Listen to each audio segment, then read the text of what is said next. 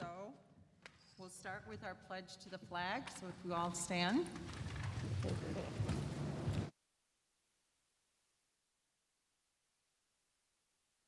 Aries from Lockport Township High School, lead us in the flag. To the flag of the United States of America and to the republic for which it stands, one nation, under God, indivisible, with liberty and justice for all. Roll call.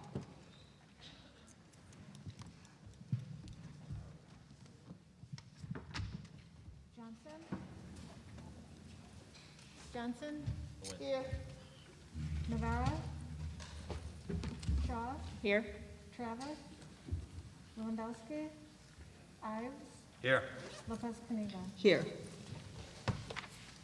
Okay, we'll start with our Illinois State Scholars, class of 2021.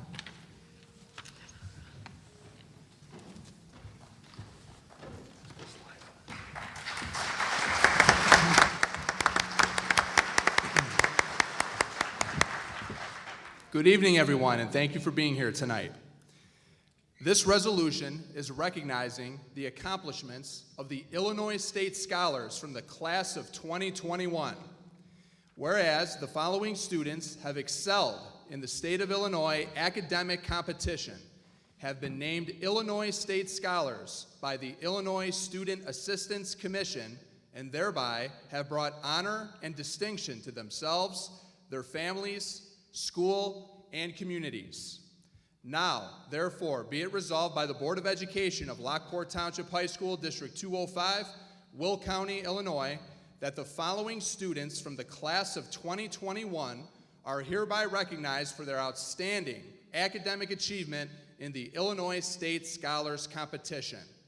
That this resolution was passed by the Board of Education of Lockport Township High School, District 205, Will County, Illinois, this 17th day of May 2021.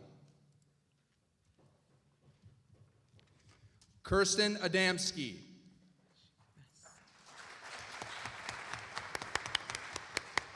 Margaret Albrecht.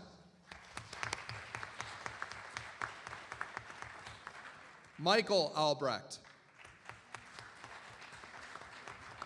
Shams Al-Shabani. Matthew Ahrens. Samuel Ariant. Brandon Arnold. Ava Bartuch.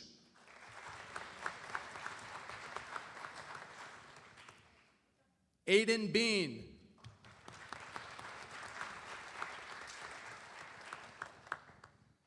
Joshua Beaumont. Ryan Bennett.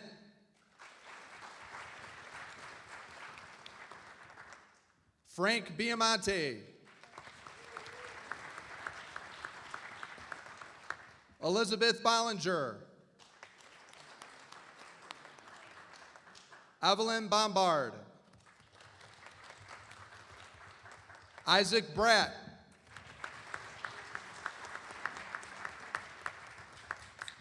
Riley Bresnahan. Angela Bailina.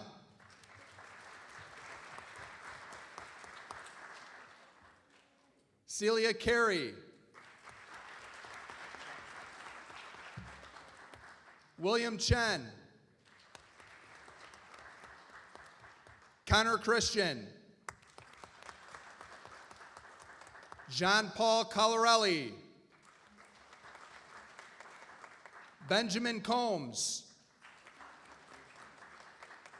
Shara Connolly. Jacob Casino.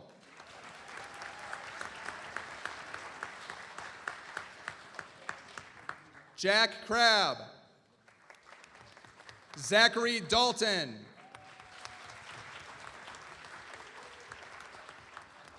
Nicole D'Angelo. Morgan Dapkus.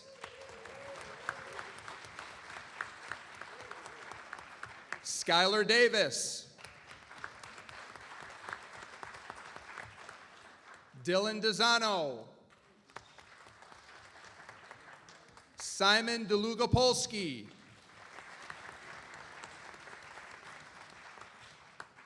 Claudia DeLugos.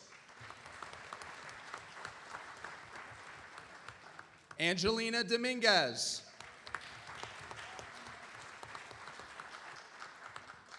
Brendan Dunn. Victoria Ehrman. Brian Ide.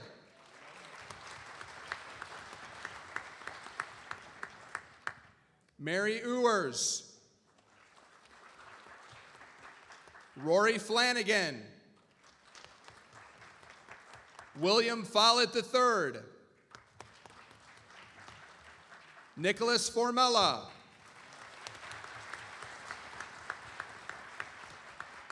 Lucas Frank. Sydney Furr. Caitlin Gaffney.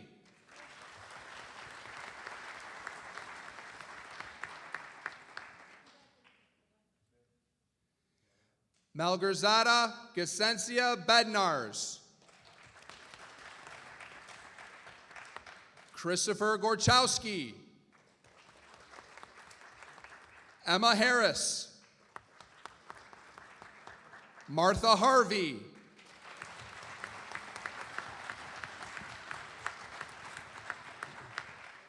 Christopher Heinz.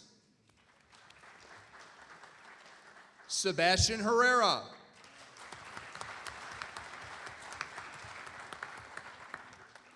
Liam Haran. Kaya Sue.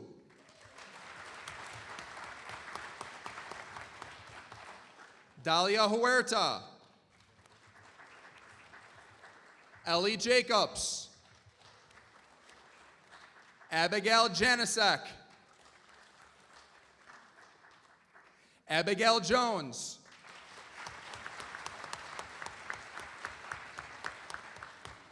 Rodolfo Juarez Avalos.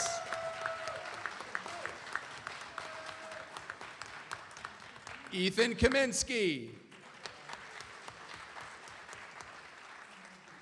Ryan Kadzierski. Eric Kim. Isabella Kalelshka. Elena Kniebel. Emma Knight.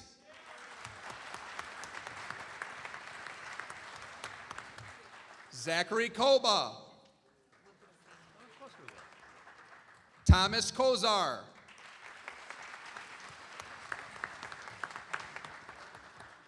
Kelly Lakowicz. Cadence Lamorte. Gabrielle Lesniak. Corinne Lipkin.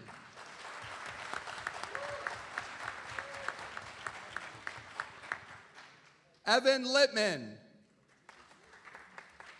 Serena Lacascio. Robert Lozano. Zachary McNabb.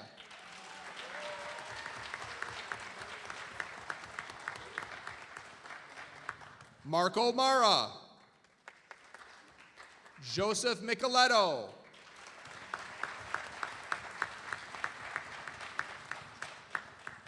Abigail Miller.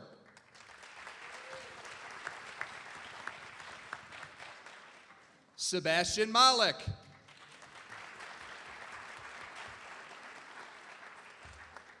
Austin Molitor.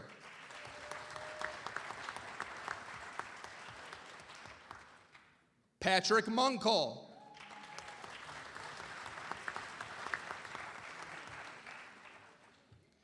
Elizabeth Nacino.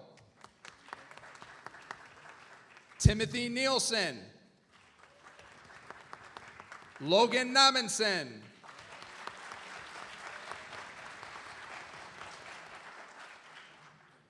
Maria Janelle Olegario. Uchechukwu Oneyen Imizu.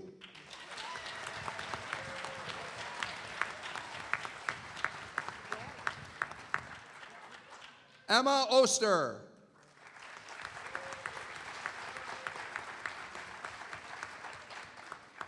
Haley O'Sullivan. Jordan Pagano.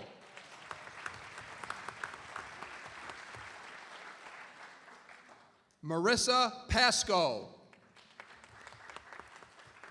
Delaney Pavlik.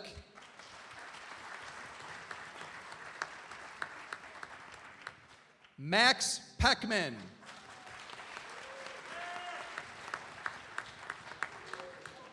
Lucas Price. Nathan Ramsey.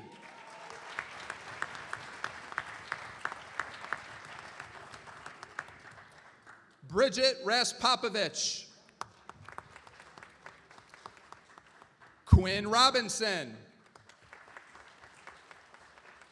Jake Ruff.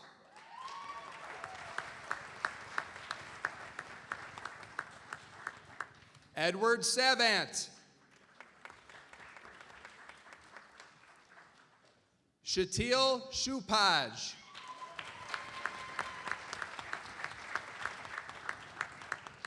Casey Sears. Jayla Simon. Benjamin Sluzis.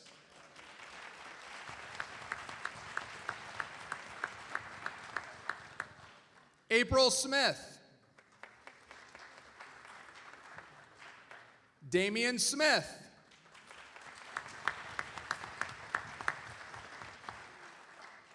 Julia Smolinski.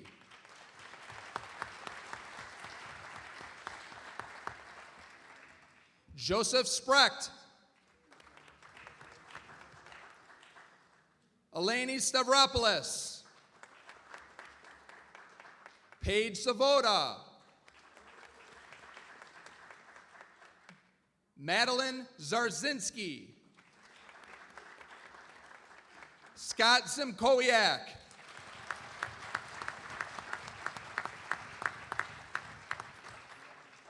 Alicia Thomas.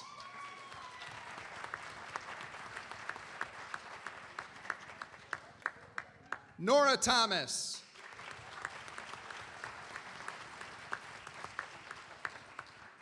Hayden Thompson. Michael Thompson. Amber Tramatolo.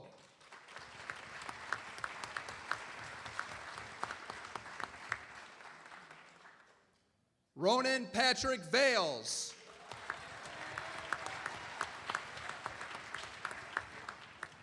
Evangelos Vasilakis. Diana Walkos. Alyssa Wengel.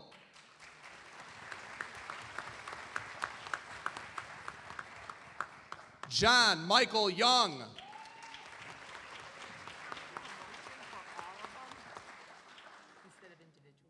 Julia Zajakowski.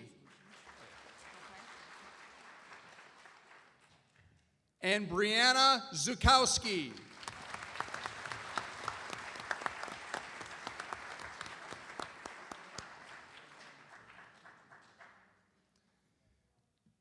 Thank you very much.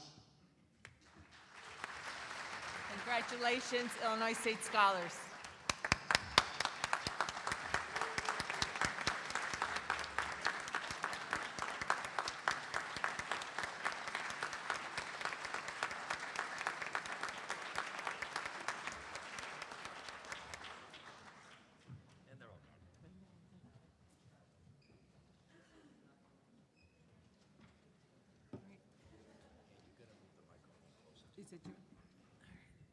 Next, we'll have the Illinois Design Education Association state competition.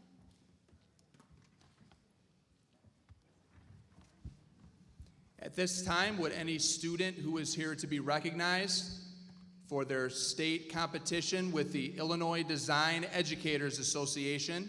If you could still please come up to the front in front of the stage, and Principal Green from the Freshman Center will meet you there.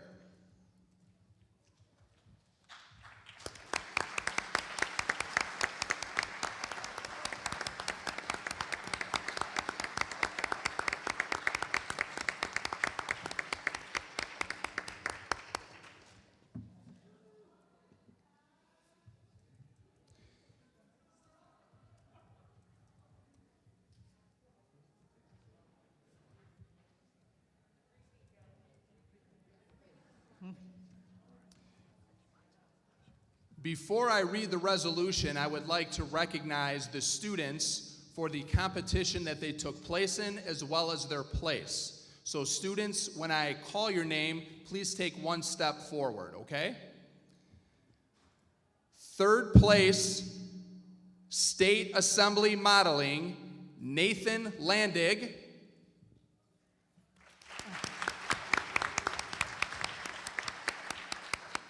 And Chance Tyler.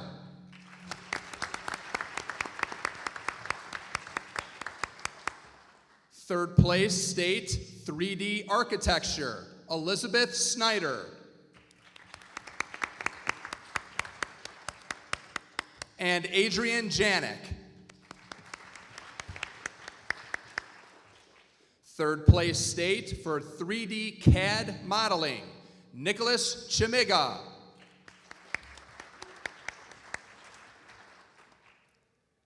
Second place, State, 3D CAD Modeling, Braden Gobert. Second place, State, for Machine CAD, Zachary Glauczynski.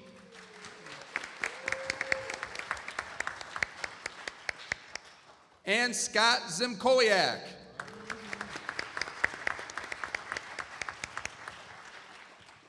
Second place, State, Introductory CAD, Michael Stranowski.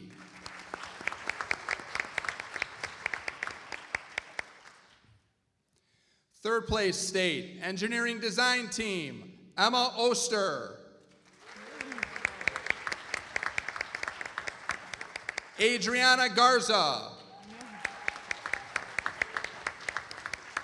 And Yasmin Alaya.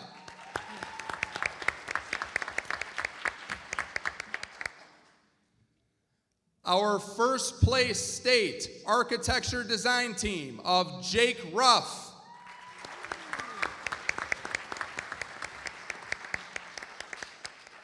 Bylaw Usini. And Pamela Hernandez Espiritu.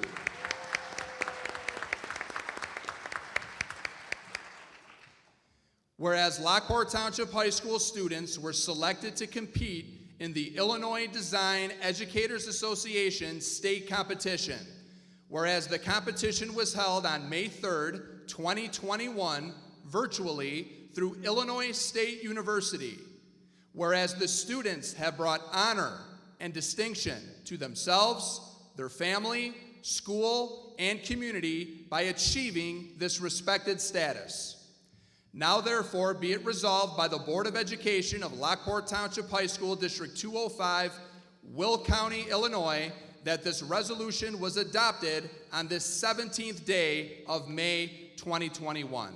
How about one more round of applause for our students?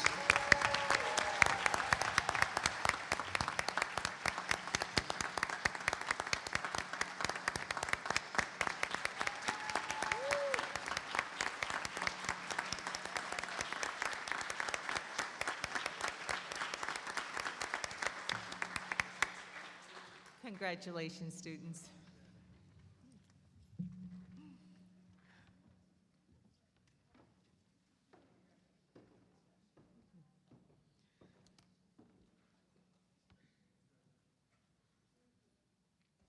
Okay, next we have the Illinois Music Educators Association All-State Choir.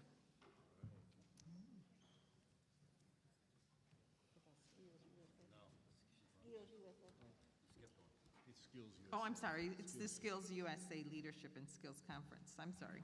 I'm sorry about that. False alarm. False alarm. Thank you. Good evening. Again, can I have the Skills USA team to come on down?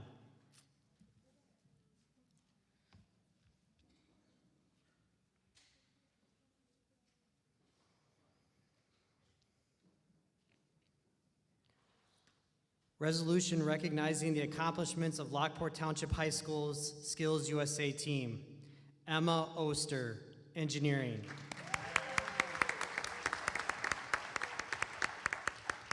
Chance Tyler, 3D. Anthony Feisick, Engineering. Josh Maynard, 3D. Yasmin Aliyah, Engineering.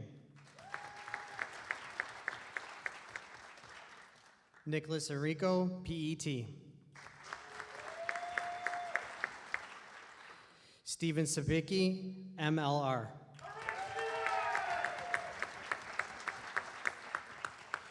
Whereas the Skills USA competed virtually at Lockport Township High School in the Skills USA State Leadership and Skills Conference 2021, whereas Emma Oster, Anthony Feisick, Yasmin Aliyah, and Steve Sabicki, current students at Lockport Township High School District 205, have placed first in their contests at the Skills USA State Leadership and Skills Conference 2021.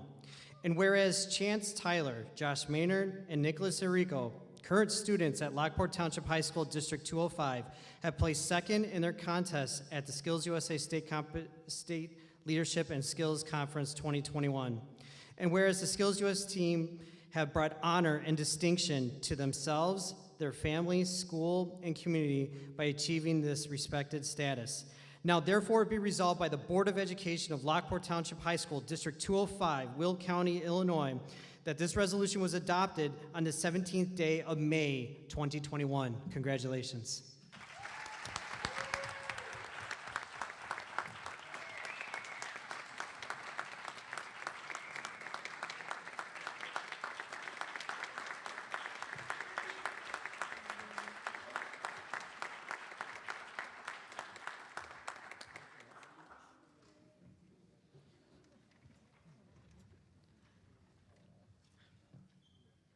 At this time, I'd like to invite the Illinois Music Educators Association All-State Choir.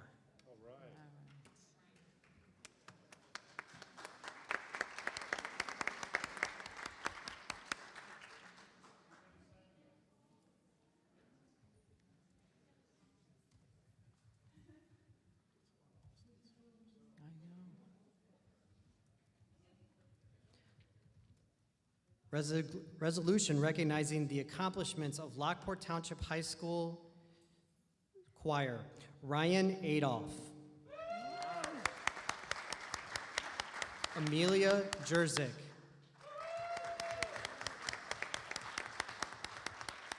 Michael Albrecht.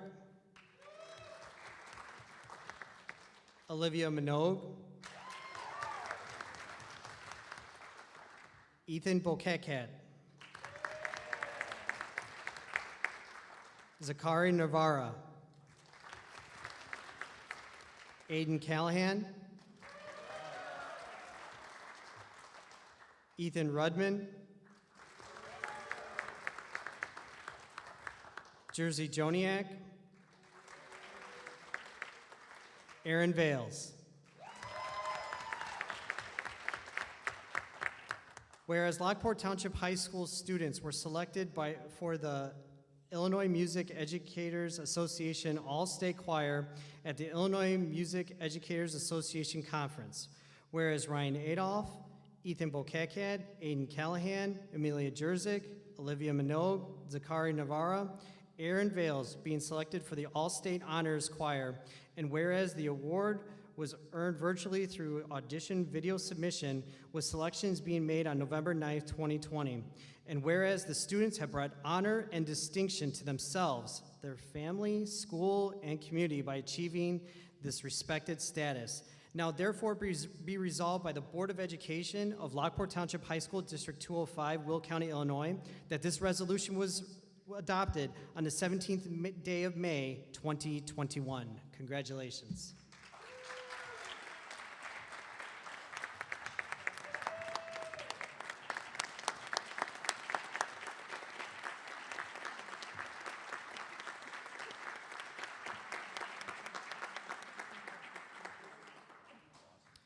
At this time, I'd actually like the choir to remain and be joined with our band for our final resolution, my final resolution, pardon me, for the Illinois Music Educators Association All-State Musicians.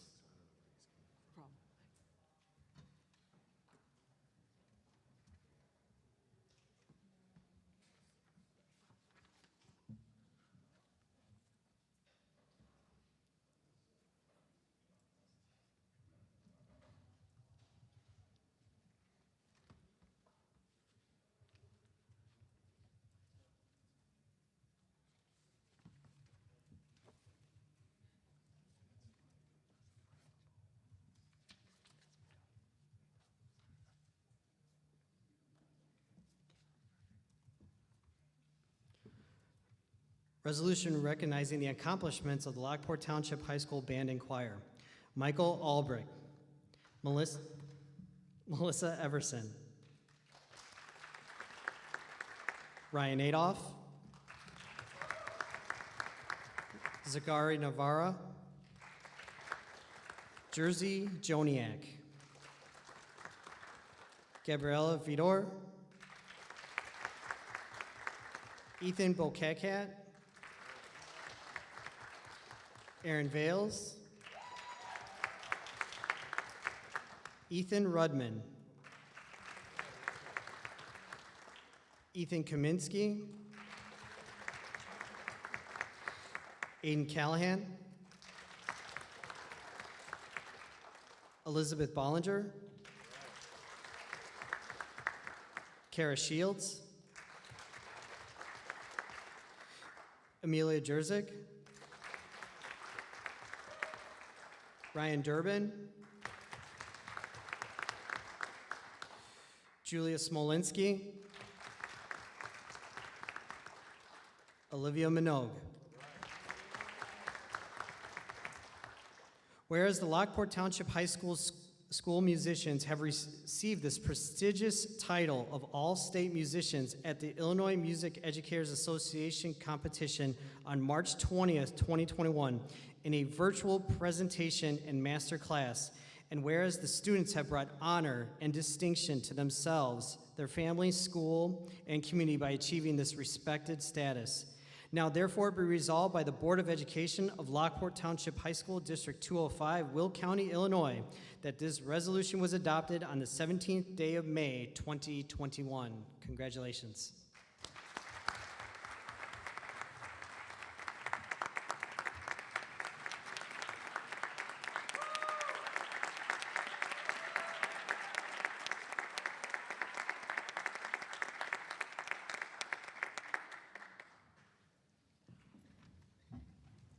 Congratulations, students.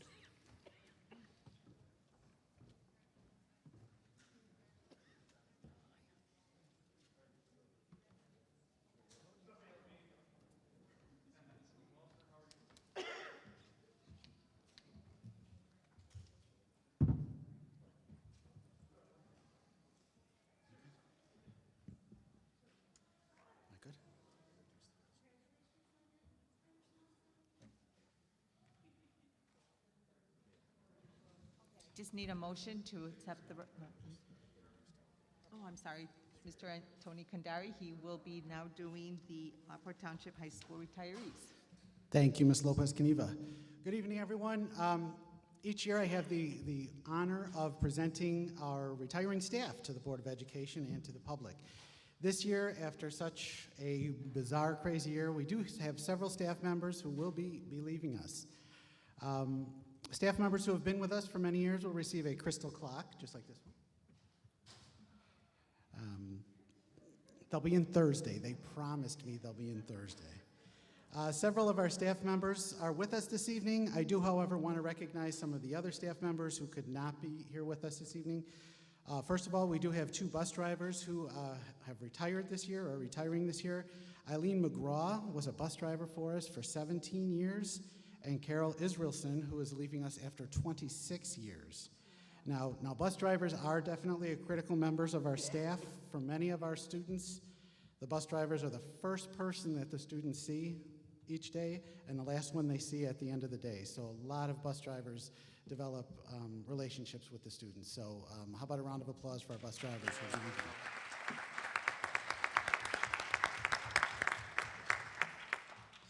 This year, we also said happy retirement to 2 of our longtime custodians. First, Kathy Shepard, who worked here in the district for 30 years as a custodian, and Jim Pesavento from over at Central Campus, who worked here for 24 years. So congratulations to them and all that they've done for us. We did have a paraprofessional who retired this year. Bob McFedries worked in our special education department for 15 years. He retired earlier this month. He follows his wife, who also was a paraprofessional for us as well. So can we have a round of applause for Bob? This year, we said farewell to Mrs. Sue Rack, who was one of my secretaries, who retired back in October after 19 years in the district. We will also be saying happy retirement to Mrs. Betty Colino and Ms. Dawn Bishop, who have worked in our district for many years. They are both secretaries in the principal's office at Central.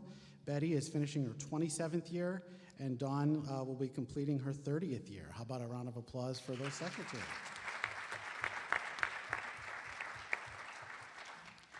And we do have 6 licensed staff who we will be honoring this evening for their hard work and dedication to the students and the rest of the staff at District 205. First of all, he couldn't be here with us tonight, but a special congratulations to English teacher Matt Bedore. Matt has given 33 and a half years to the district. Matt couldn't be with us this evening, but we do wish Matt well in his retirement, so a round of applause. And those of you who are here, and I get to call you up and you get to stand up here in front of the stage. So we'll start out with Mr. Dave Bohack. Dave, come on up.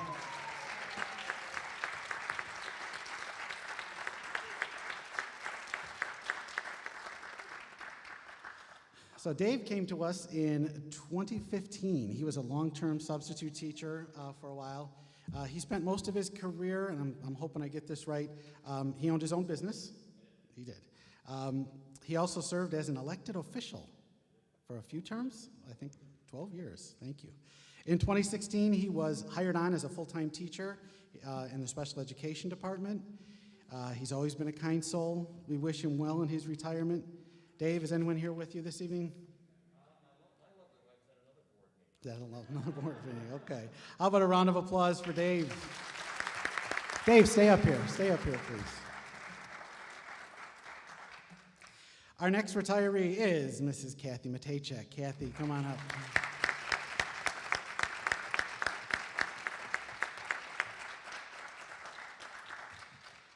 Kathy is completing her 33rd year as a world language Spanish teacher. Yes, here in District 205. Kathy's many memories here in the district involve interacting with the amazing people she has worked with. Her favorite aspect of teaching is making those personal connections with the students. While here, she was a POMS coach, and she also served with me and several other folks here in the room on the para committee, which was very, very important committee several years ago, and that's where I was able to get to know Kathy a little bit better, and she's wonderful. So, in her retirement, she and her husband plan to travel, and this I thought was interesting, travel to as many national parks as they can, and revisit all 50 states. So you've already been to 50 states, and you're going to go again. Okay. It's like going in line on the roller coaster again after you, right? Kathy, who's here with you this evening? Has been Andy. Andy, thank you for being here. Thank you for letting us have Kathy. Kathy, thank you so much. Our next retiree, Mrs. Joanne McCarroll. Joanne.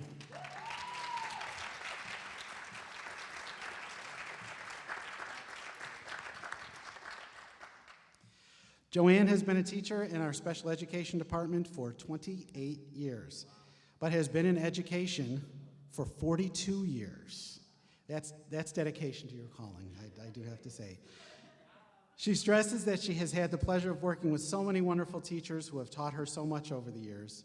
She also lives by the motto, if I've made a difference in one student's life, then I have been a success. Joanne, I'm certain that you've made a difference in many, many, many more than one life.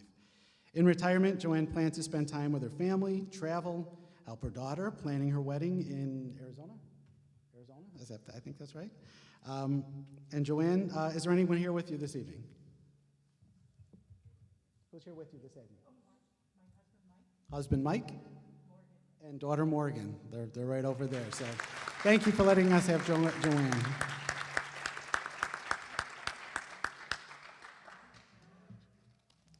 Our next honored retiree this evening is Ms. Claudia Mullen. Claudia.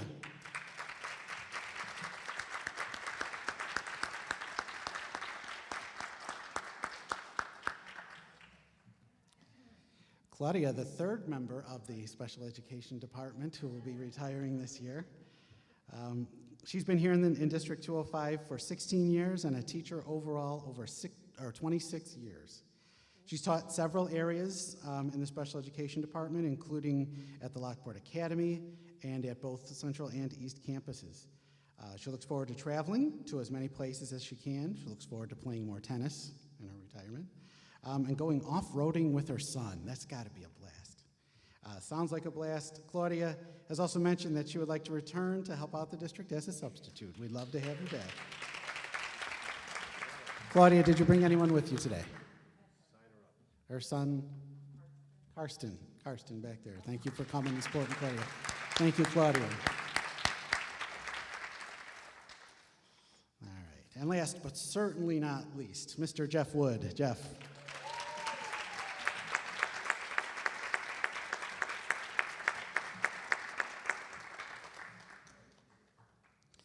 So overall, Jeff has been in education for 34 years. The last and best years, 21 here in District 205. Jeff has served as the Beta Club sponsor for 6 years. He was the GSA co-sponsor for 10 years, along with his co-sponsor, Arlene Fasola, who I see in the audience here. In a position that's near and dear to me, Jeff also served as a member and our facilitator and leader of the Equity Action Committee for 12 years.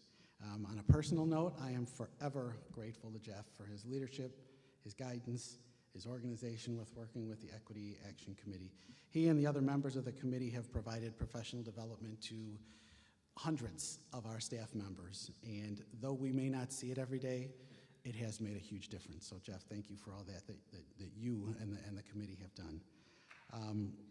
As his favorite memories here, Jeff holds working alongside so many wonderful staff members who have become treasured friends, and in his retirement, Jeff is looking forward to figuring out this awesome journey of life and cherishing all its blessings.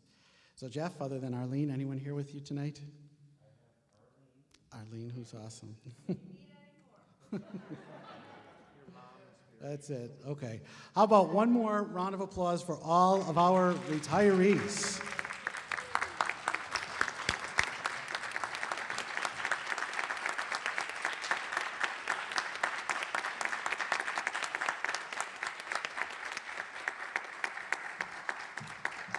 Thank you. On behalf of the Board of Education, congratulations to our retirees. We will miss you, and good luck on your next journey. All right, I just need now a motion to accept these resolutions. So moved. Second? It's been motioned by Mr. Ives and second by Dr. Shaw. Roll call. Shaw, Yes. Ives, Yes. Johnson, Yes. Lopez Caniva. Yes. Okay, moving on, then student reports. You want to take a break? Let them be, no? And Anise, we'll do student government first. Okay. So we'll take that, here comes that. Great, thank you.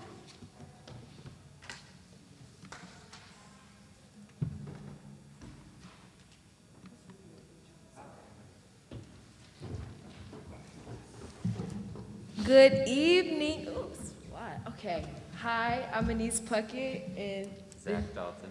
and we are going to tell you about our senior commitment week. So we planned it. It was last week, and we had a couple of different events. So we had signing, we had pictures. And what's that? We had a slideshow, a video roll going that students could submit to. We had the slideshow that it was on our splash page, and students were able to contribute where they were going, a quote, and who they are. And we had that rolling down in the hallways. We also had, on the different days, you could go to like different picture portraits to take with your friends. We had, on Friday, we had it for like merch day, where you'd wear a sweatshirt or like pants of wherever you're going, and we had a pretty good turnout for that. I saw a lot of kids that I couldn't ask where they were going, so it was a pretty easy way to find out. We had a little bit of miscommunication, but other than that, I'd say it was a pretty good turnout. And another thing that we plan for next year, we'll talk to Ms. Wheeler about this. Well, she doesn't know this till now, but we would want for the splash page maybe some type of like anonymous event like hotline, because I know a lot of students share with me a lot of senior events that they wanted last minute, and is Mr. Lesnar still here? No. But I was telling Mr. Lesnar, I was like, everybody wants to do this and that, and they all told me, like, when we only had 2 weeks of school left, and like we really could have had some more fun times and activities. So we're gonna try to have that next year upon the splash page, so students can voice their opinions more for what they want to see at the school. But I'd say that's the end of our student government. Yeah.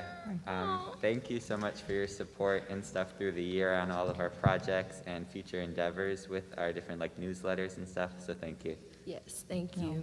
Thank you, Anise and Zach, for bringing us, all the information throughout the year for the student government and what you were doing. And I know that during this pandemic, I know it was very hard for you to come up with some ideas, to bridge, with the students and everything, but you did an amazing job. You really did. I congratulate both of you.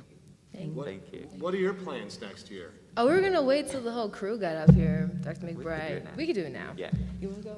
Yeah, I could go first. I'm going to San Diego State University in their honors college for a major in biology, hopefully going to med school after. So. Go Zach. I'm attending the illustrious Spelman College #1 HBCU in economics with a double minor in French and behavioral and management studies. Great. All right. Congratulations. Thanks, It's your turn, guys. The Student Equity Action Committee. Butcher is.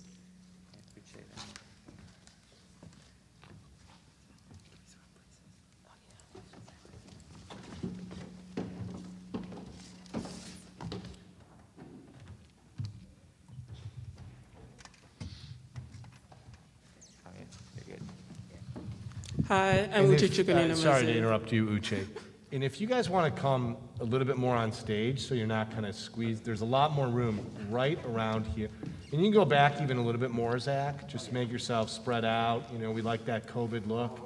Just a little bit more comfortable. And just for board members, there is something in your folder from Student Equity Action that I believe that they're going to refer to.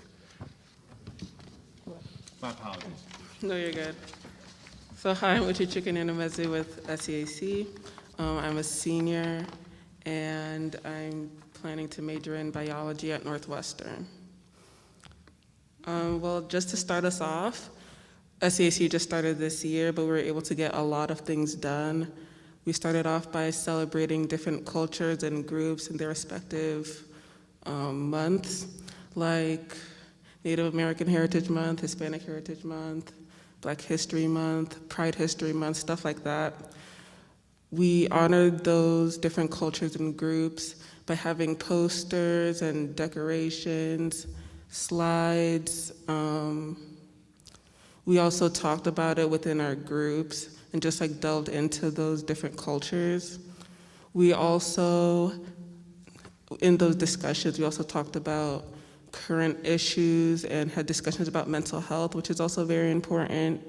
And we also had the honor of having 3 panels with the police.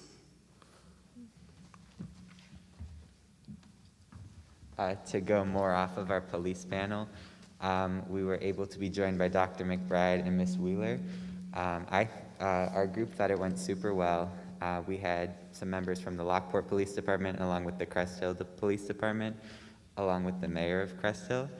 In our last summit, it went pretty well. We got to focus more in on like a line of open communication. And for future years, we hope to develop a program within our school and our feeder schools on police, like policies, how they want stuff going down, because we were talking about like some of the lack of communication between community and police, but they are all on board to help us build a program to open up that line of like security and communication between police and our students at a young age. And they are fully prepared to work with us in the coming years and future summits. But it was a great honor to work with them and open up a better line of communication between us and them.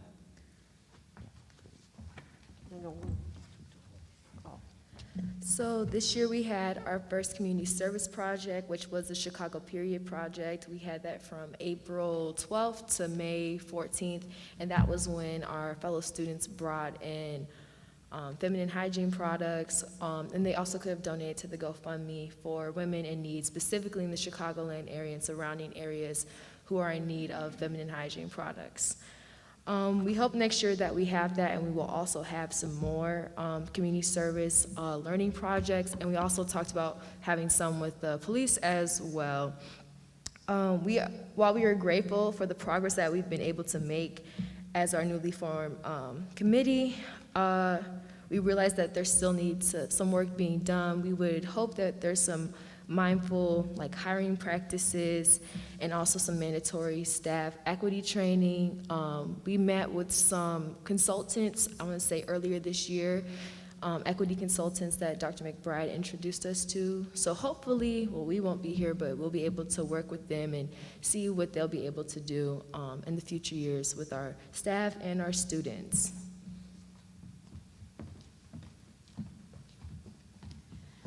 Hello, I am Sophia Marcial, a junior member of the SEAC committee. And going off of what Anise said about staff, as the SEAC, we are a group who inherently requires the help of teachers to assist us with our equity goals. And in that vein, we would like to extend a warm thank you to all staff members who have been supportive of the SEAC, in its first year. So thank you so much for making this possible. And along with that, we acknowledge that this past week was Teacher Appreciation Week. And so we would like to celebrate our teachers and expend a special thank you to such people as Dr. McBride,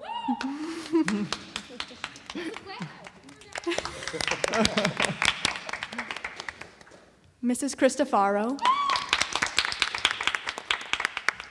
Dr. Green, Dr. Greenan, the rest of the administration staff, Mrs. Quintanar, Mrs. Pratt, Mrs. Button, the entire World Language Department, Mrs. Weimer, and of course, last but not least, our co-sponsors, Mrs. Cobbett and Mr. Beach.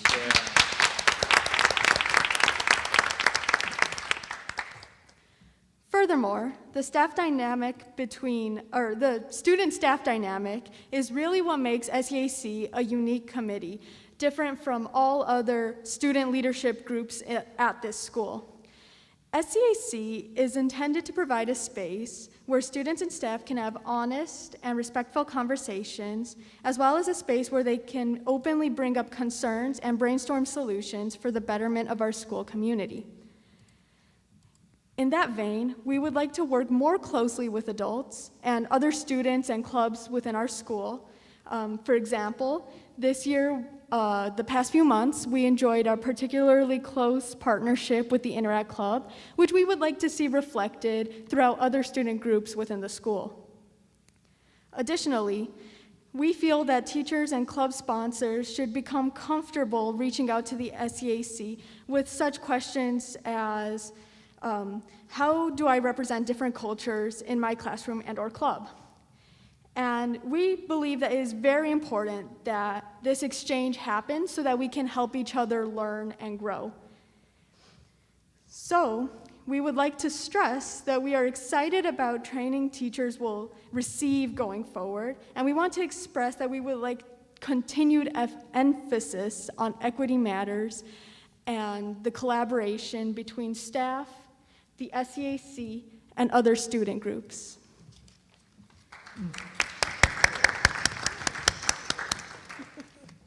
Hello, my name is Alicia Thomas, and I am one of the senior members of the Student Equity Action Committee. At our last school board presentation, we proposed the idea of hiring an equity officer to specifically target the goals of equity and inclusion on the administrative level. At that last meeting, we did acknowledge that yes, this may seem like a lofty goal, but it is still one that we should keep inside our mindset as a school community, because having an individual whose specific goals are to target the goals of SEAC will help us extend the reach beyond being an isolated student organization to making the goal for equity and inclusion one that's truly integrated in the Lockport community. So some other long-term goals along with that are our Diversify Our Narrative proposal, which I believe all of you were given a copy of. We have some diverse works already in our curriculums, which we are very happy to say that is the case here at LTHS, but we would like to see more so that what we firmly believe at SEAC, what students see matters.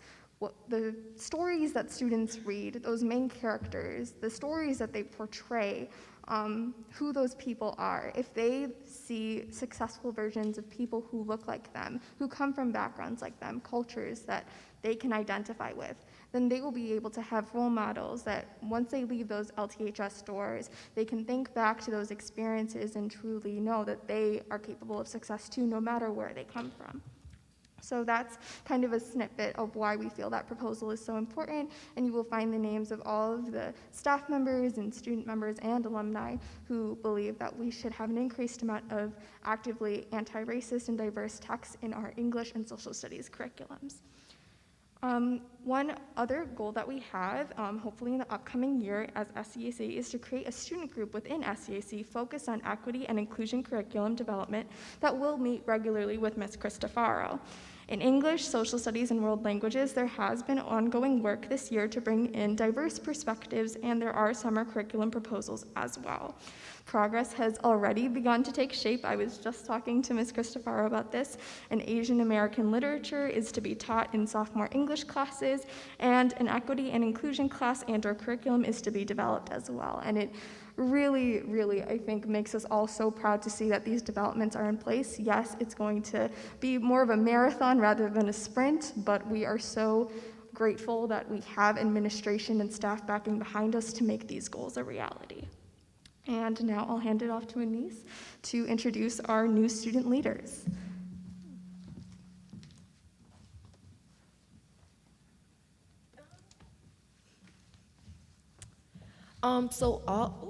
So all in all, we just want to reiterate, thank you so much for having us and spending time with us all year. If you want to speak about the proposal, we are more than happy to meet you guys over the summer. Our people can contact your people. I'm just kidding, but for real. So our incoming leaders are Sophia Reyes, Chelsea Osai, Kalichi Onionemezu, Timothy Spore, Sophia Leonardo, and our Sophia Marsai.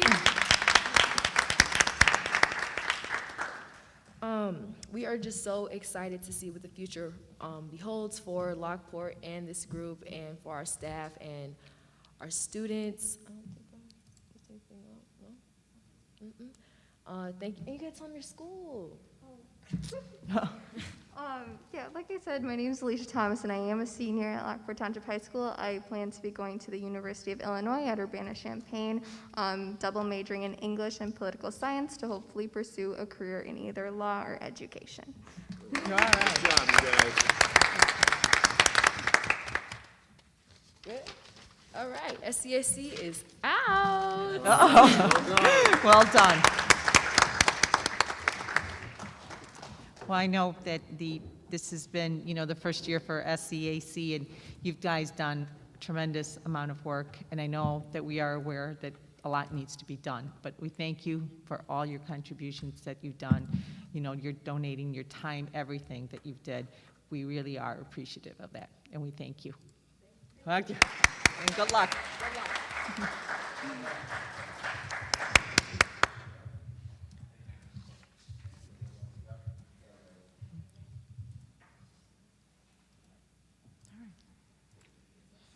AFT report, Ms. Karen Cooper.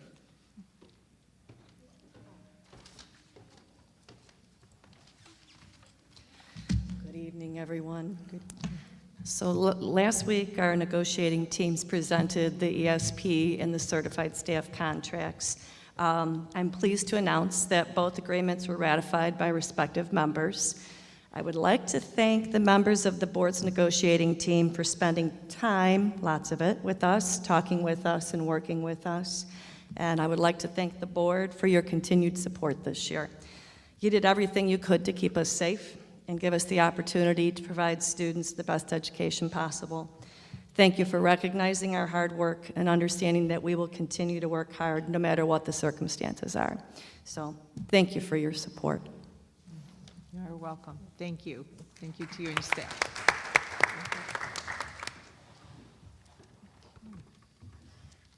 IASB Governing Board Report. I'm up. Yes. Okay. All I hear most of the time is the echo down here, but okay. As I was going to announce, but you have a paper in front of you, the annual triple-I is coming. So if you plan on attending, please fill out this form and return it to Kathy.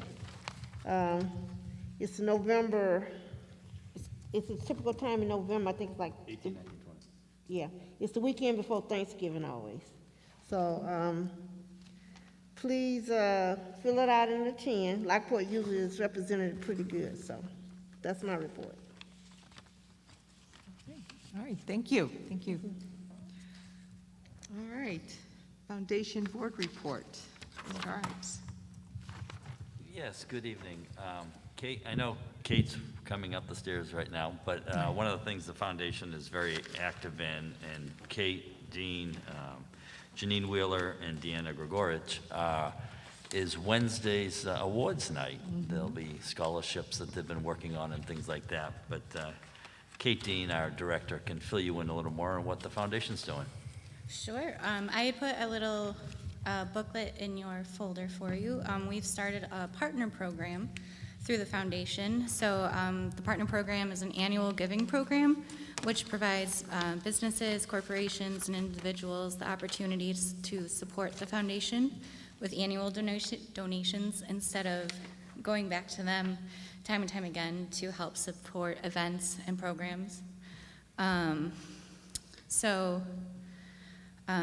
Apart from supporting our mission, additional benefits include complimentary tickets to foundation events, partner logo displayed on programs, website and social media, various advertising rights, a commemorative partner plaque, inclusion in annual recognition events, and more.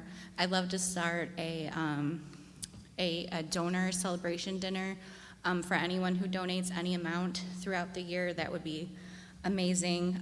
There's different levels.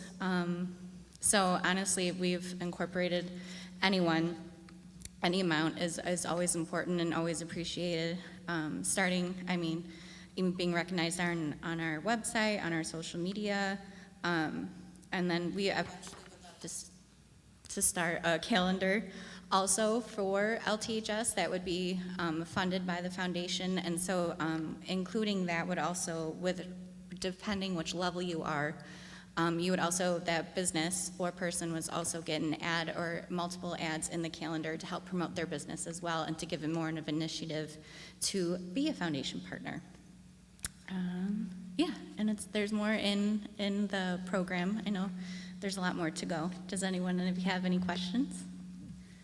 I don't think so. And then you have the golf outing coming up, right, next month? We do have a golf outing coming up next month, and if everyone loved to golf, that would be great. Thank you guys so much. All right. It's June 16th. It'd be great if you could come. There's just dinner tickets, too, if you don't golf. Yes. All right. Thank you. Thank you, Kate. All right, thank you, Dick. All right, legislative report. Well, things are busy in Springfield, board members. A couple headlines, and one big headline that I could not include in this report, but the legislative session is quickly coming to a close. They try to close before Memorial Day. Good news that the governor did commit to allocating $350 million to evidence-based funding. So that promise to keep at least that funding flat, despite some of the state's budget woes, has been maintained. I've been working with some superintendent colleagues, and in McHenry County, Scott Rowe, DuPage County, Jeff Schuler, Lake County, Brian Harris, and Kane County, Lisa Hitchens, and then in Will County sort of took on the mantle of communicating with ISBE and IDPH to try to reconcile, if not this year, more likely next year, two competing mandates or two competing guidelines. One that has said that since March 9th, it is safe for students to sit 3 to 6 feet apart. But yet the close contact mandate is a student must be more than 6 feet apart, or else that student's a close contact, and if they're in that 6 feet halo, closer than 6 feet for more than 15 minutes to a student, a peer that's COVID positive, they must quarantine for 14 days. Across all of those counties, schools, large public high schools primarily, have been dealing with hundreds of students that have had to be on quarantine, and the data that we've collected has shown that no students have contracted COVID who have been put on a 14-day quarantine. It's caused a lot of tumult for parents, for schools, and our efforts to do in-person learning. So each of those representative counties wrote a letter to the state that will be discussed by ISB at its meeting on Wednesday. In one sort of breakthrough, McHenry County Public Health has reissued its distance for close contact, which is 3 feet, in line with the state's guidelines and the data that we've collected. So stay tuned, to see what the aggregate of all of those counties and all of those superintendents signing off will be. A bigger headline is a resolution that ISBE is set to adopt that was released late on Friday evening in draft form that resolves that in the state of Illinois, full in-person learning will be the primary mode of learning in August 2021, with remote learning only accessible to students in the most extreme medical conditions. That's really the state's resolve to put in place guidelines that we're supposed to receive by June 11th that take advantage of what we learned about COVID, take advantage of vaccination. And we're already in the works right now to do work, possibly run a vaccination clinic here for youth as early as Thursday, May 27th. So something we're working on with Will County Public Health. So big things moving, youth vaccination, hopeful, changes in guidelines, hopeful, data that we've collected, all very hopeful as well. A couple other pieces of legislation just to keep final pieces that have been entered. These are some that are actually moving forward out of committee and might be considered. Sexual assault report. This is a bill, Senate bill that will require mandated reporting of any kind of any incident of sexual assault by a student against another student, since those students, oftentimes co-learned in a school building. Another Senate Bill 817 is an amendment to school dress code. that really looks to try to eliminate potentially any kind of cultural prejudice that one might see in school dress codes. Cultural headdress that might be worn, for example, cultural hair that might be worn that might be prohibited by a dress code. And the teeth in this bill, the reason why it's getting a lot of headwinds is that districts that do not adopt these revisions, the bill sponsor would like a penalty in their evidence-based funding. I think the idea is gaining traction in Springfield. The evidence-based funding penalty is not. New bill, Senate bill on comprehensive sex education mandates the teaching of age-appropriate sex education K through 12. And the sensitivity of that, you can imagine, even if age-appropriate, has given lots of headwinds to this bill. Senate Bill 288 is related to suspension and expulsion. It is basically reifies ISBE's commitment to provide, that school districts should provide continued education to students who are suspended or expelled. That a student who's suspended, for example, an out-of-school suspension for 3 days, that the school still must provide assignments, homework, lessons, and affirmative responsibility. And then finally, probably the most significant bill, and of these bills that I think will advance, is House Bill 40, significant for Dr. Huntington and her staff, which would extend the age of special education students in transition to 23, add 2 additional years. That, of all these bills, seems to have the most steam. So next month, I'll report back what made it before the legislator, and by next month, at our next board meeting, I should be sharing a little bit with you some of the guidelines we have from ISBE in terms of learning in the fall. Great, thank you. All right. Moving on, communications, I believe there is none. Okay. And then freedom of information requests, you saw them on your board there, on your board packet, and they were fulfilled. All right, next we're moving on to the public comments. All right, a designated portion of the board meeting is set aside to hear comments on topics listed on the agenda. A person wishing to speak must sign in and provide all information requested on the sign-in sheet, including the agenda item they will be addressing. The board president will call up speakers up by name, announcing their time to comment. A time limit of 5 minutes per speaker per agenda topic will be imposed. The purpose of requesting such information on the sign-in sheet is to obtain the correct spelling of the name of the speaker and contact information, which will be used for any necessary board follow-up. And there is none. Well, we got the one, right? Oh, I'm gonna do that, that's a board member question. Okay. From you guys. I'm gonna do my report. Okay. Okay. Next, I need a motion to approve the special board meeting, regular meeting minutes of May 3rd and the closed session minutes of May 3rd. So moved. Second. It's been motioned by Dr. Saw and second by Mr. Ives. Roll call. Ives? Yes. Johnson? Yes. Shaw? Yes. Lopez Caniva? Yes. All right, next I need a motion for the approval of the special board meeting, regular meeting minutes of May 10th and the closed session minutes of May 10th. So moved. Second. It's been moved by Dr. Shaw and second by Mr. Ives. Roll call. Johnson? Abstain. Ives? Yes. Shaw? Yes. Lopez Caniva? Yes. All right, next we'll have the approval of the board member expenses. I'll make that motion. Second. And second by Mr. Ives. Are there any questions to that? All right, roll call. Shaw? Yes. Johnson? Yes. Ives? Yes. Lopez Caniva? Yes. All right, next I need a motion for the approval of the treasurer's report for April 2021. I'm careful not to do that. I can make that motion. Is there a second? Second. All right. It's been motioned by Ms. Lopez Caniva and second by Mr. Ives. Any questions? All right, hearing none. Roll call. Johnson? Yes. Shaw? Yes. Ives. Yes. Lopez Caniva. Yes. I think I asked the question. Okay, next we have our superintendent update.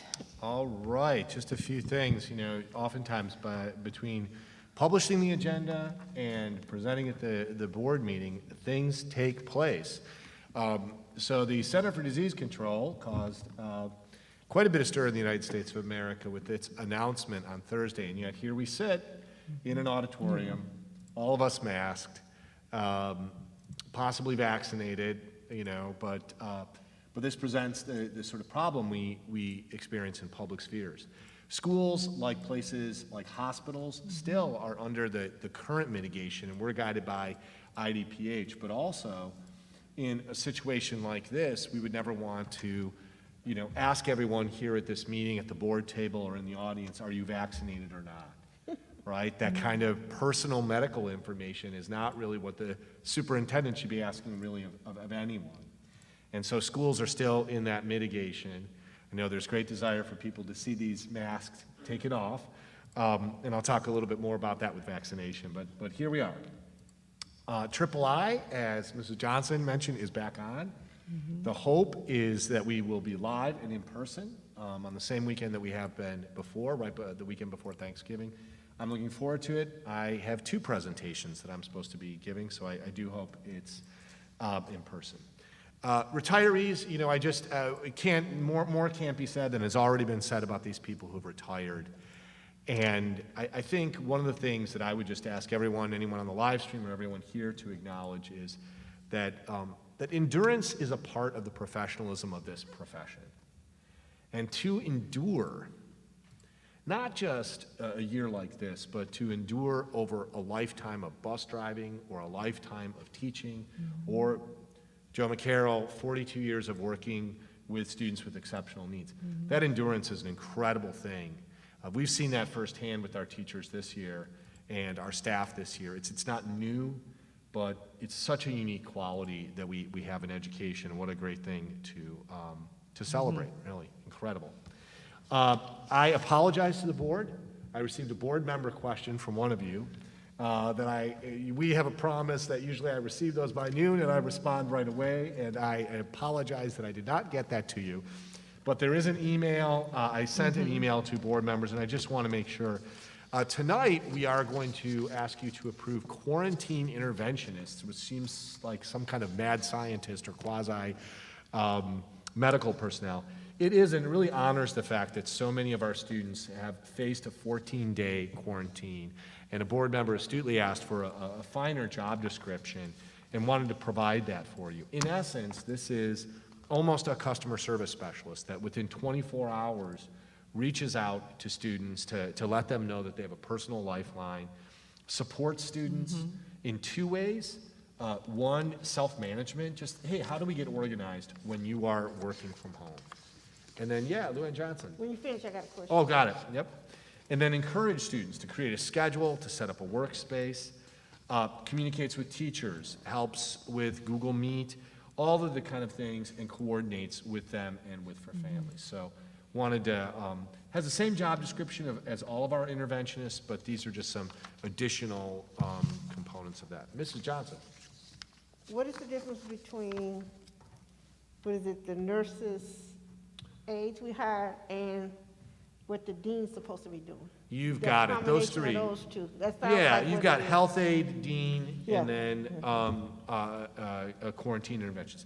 The health aides actually do things related exclusively to health, taking temperatures, assessing students, recording medical information. Someday I might show you our database. They don't do tracing? It is somebody's dissertation. It's something we as a district should not lose. So they do all that medical work that the health aides are licensed for. Our deans are primarily responsible, obviously for discipline, but more and more, they're working with guidance on the attendance piece, on the needs piece that students have, on any students who have just disappeared off our radar, and those have been fewer and fewer. We had more of that last spring. So they're in charge of just management of students. The quarantine interventionists are specifically academic focused, to link students with the classroom, to problem solve any disconnection. but also, I'll really be honest with you, to answer questions for parents. I have probably fielded anywhere between 20 and 25 individual conversations with parents where I've really walked them through what they can expect from their teachers on quarantine. How are lessons going to come home, and where to find those lessons so they can be part of what their students are doing. And as I did that and other administrators did that, we really realized that there was a need to provide that service to every parent. Rather than having parents pick up the phone and call someone would pick up the phone and call them. So these are new people to the... No, all of the interventionists you'll see in the consent agenda are current staff members who would work at the hourly rate after school. Great. That's a great segue into my report. Tonight what I want to do is just speak to you a little bit about the quarantine process, our response to it, but also vaccination. I would say probably the most challenging phase of our work, and one way that you can really see our work is if you go to the very fine work that Janine Wheeler and her staff have done on our return to school page and our COVID-19 dashboard. We've been as transparent as we could be without violating the personal information of our students and sharing exactly what's happened with them. There are many things to celebrate. Our low transmission rate on campus, no known classroom transmission rate, for example, of COVID-19. 7 cases transmitted in the total year through very specialized circumstances. Very safe environment, as Mrs. Cooper shared something. I can't say we're all the way there because we have another week of school to go, but I feel very proud about your moves and maneuvers to keep our staff safe and to keep as many students in the building as possible. But probably the most difficult phase we encountered is returning to in-person learning. We knew coming into this and what the close contact and quarantine rules of IDPH and ISBE were. We have carried since April 12th anywhere from 250 plus, no greater than 8%, no greater than at high water mark 320 students who were put out, excluded from school for 14 days. That has been very challenging, and we have work to do at the state level, we have work to do at the guideline level, and there's 2 kind of key components with that. One key component is how do we deliver instruction at home, and then also vaccination are really 2 key components. One of the things I want to speak to just in particular for the board, because this is something as we come to a close this year and people look at fall, is a choice that I would have to take responsibility for. We're not the only district. But as we began to do research at the beginning of the year, we chose not to live stream our classes. I would say, some of the feedback from our parents do not agree with that decision. I shared with you in your board agenda a thought exchange survey where parents hope that if we face the same mitigations next year, that we would live stream. I wanted to share why I would not recommend that, and I would still not recommend that, and do that publicly and answer your questions about it, because I think it's so important to our families that it bears some conversation between us and in my superintendent's report. We offered at the beginning of each semester, and at times in the semester when family conditions changed, the APEX system, which is a full remote option. And at the root, what I would say as an educator is a live experience and an online experience are not the same thing. And many districts have tried to make them the same thing, and most of the superintendents, districts, and teachers that I've spoken with outside of our district would argue that they are not the same. If someone chose a full remote experience, we want to make sure they had a product that was designed to be 100% remote. And if they chose to be in person, we'd provide as much in-person learning as possible, even if there might be short periods of separation.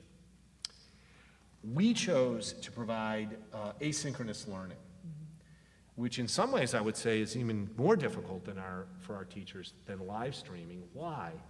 Because our teachers had to teach lessons, but they also daily had to be ready to deliver those lessons at home in an asynchronous way, a way that students could access whenever they wanted, wherever they wanted, and specifically designed for a student who was at home. Lori Cristofero led a number of really excellent webinars where teachers shared how were they presenting and preparing those materials, whether they were recording themselves teaching, whether they were recording and during pack time doing some teaching, whether they were using Edpuzzle, Google Meet, Flipgrid, you know, every kind of piece of technology that you could imagine, so that it was specifically designed for at-home use.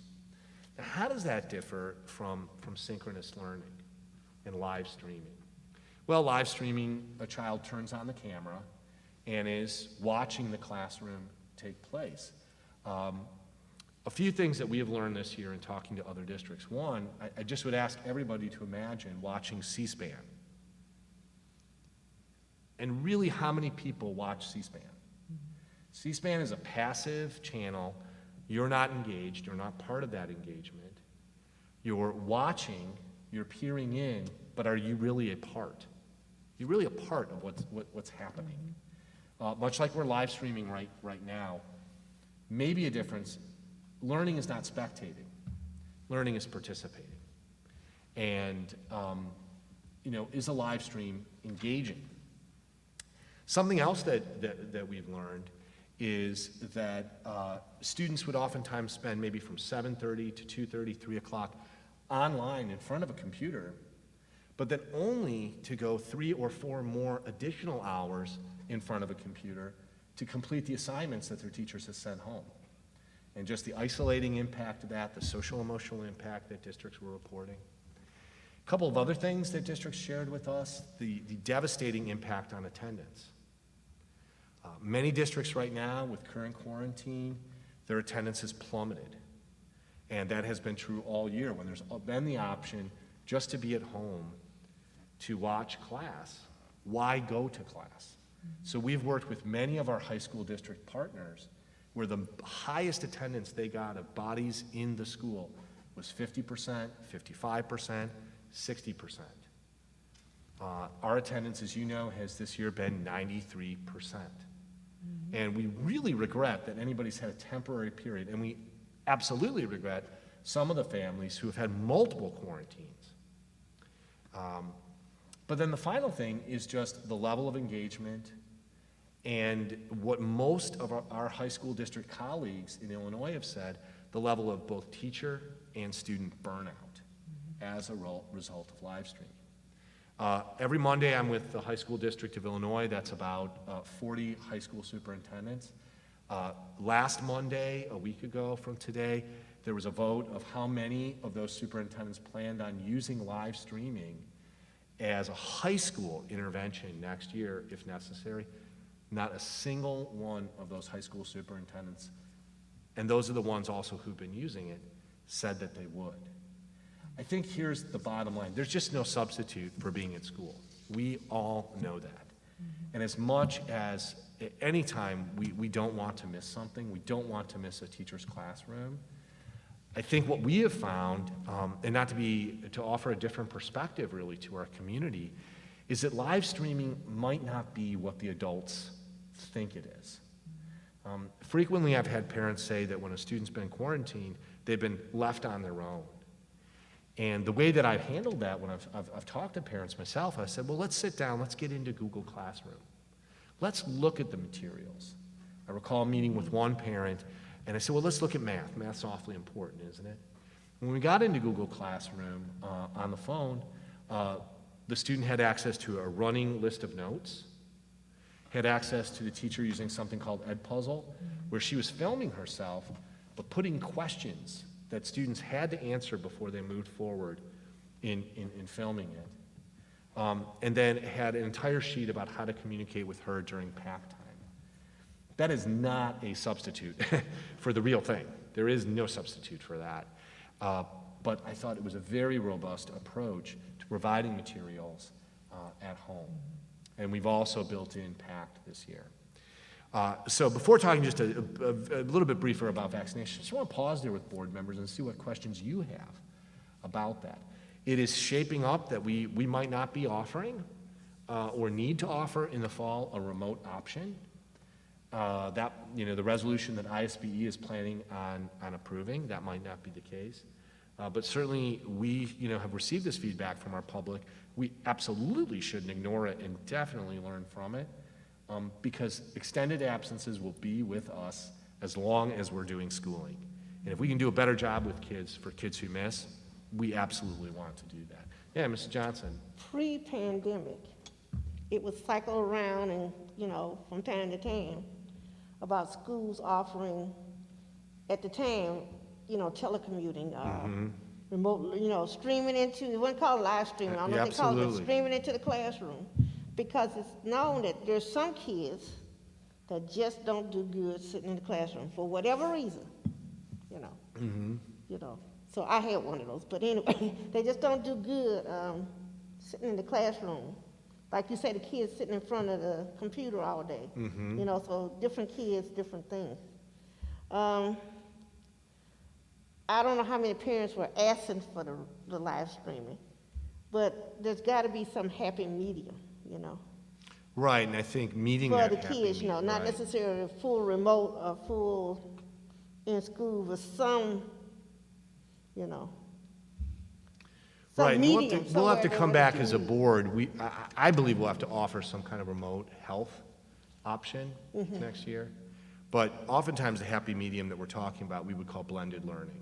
Okay. And with our MIS project in East Campus Library here, using both platforms are one way that we can do that and be prepared to do that. And I think you're absolutely right that there is a piece where everything we've learned with technology this year, we can't just put that away. We shouldn't put that away. Right. But in the thought exchange we received, one thought that gained a lot of traction was the idea of on-demand teaching. That wherever you are, whenever you are, that the classroom is always accessible. And I would just offer to our parent community to really rethink that. Because I don't think that we can equate the educational process to Netflix or Comcast or the internet. There is a value that we have fought very hard this year of being in a room with other human beings and learning together. Other board questions on that? I think you answered everything so far. Got it. Vaccination, What's the we did a thought exchange. What's the question? I'm sorry, question? No? I did not think so, okay. yeah. Oh. Yeah. So when we did,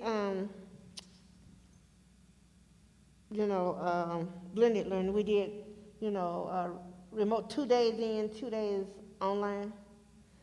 For the most part, how did the kids do when we look back on it? You mean academically? Yes. I think they did well. One of the things that we saw this year, Luann, from our grade reports, and grades would be what I would use, is that the highest growth area, we had two dynamics. High growth at A's and B's, flat growth in F's, which is the direction that we want. In comparison to last year, we had a higher growth of A's and B's when we were in hybrid, and a flat, in some departments, lower failure rate than last year. Interesting enough, when we went into in-person, full in-person, post-April 12th, quite actually, that number of A's and B's even increased more. There are some indicators that we'll take a look at to see, I think. We certainly had a dent in our attendance. We haven't disaggregated, and I think really at the bottom of your question is, let's take a look at those kids on quarantine and see how their grades ultimately ended up. And that'll be something that I think we can bring back to you in June when the semester is over. But we do weekly grade reports, and that's a phenomena that we've seen is a steady rise in the A's and B's. The more in person we are, the more those grades increase and failure rates decrease. All right, vaccination, to be kind of brief and wrap up my report. We did a thought exchange. We had about 600 people who participated in the thought exchange. Will County Public Health has a real desire to do a mass vaccination clinic here for youth. There is a struggle out there on all levels of vaccination. There's a wariness and there's a concern about vaccination.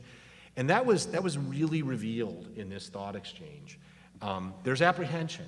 I think people are seeing the value of it for August 2021, but just not quite convinced. And I believe that only through more and more people being vaccinated through time for parents to talk to their doctors and feel comfortable with vaccination, the availability of vaccination, the visible safety of vaccination, and the benefits in terms of lowering COVID infection. What did we learn in this survey? We learned that our parent community is currently highly divided, some very pro-vaccination, some very anti. We learned that some parents believe that teens have healthy immune systems and are robust enough to handle a COVID infection. We're seeing evidence to the opposite. Youth cases are on the rise, and unfortunately some youth are finding that they had an underlying condition they didn't know that COVID revealed. And so, people are nervous about the experimental nature of this as well. Some parents see the more people are vaccinated, the more it's safe for all, and really support that. Parents would still like to see some kind of form of remote access, and as I mentioned just earlier, have made suggestions in this thought exchange and others of how they feel that we could improve it. But this survey in particular, and this year, I thought deserves some explanation of why we've taken the position we have on live streaming. There's an agreement that students, universal agreement that students need to be in person as much as possible. That remains in our community a driving force. And parents, no matter what opinion they have, do not want the state or the school to mandate a vaccination. Don't want mandated health, especially when it's experimental.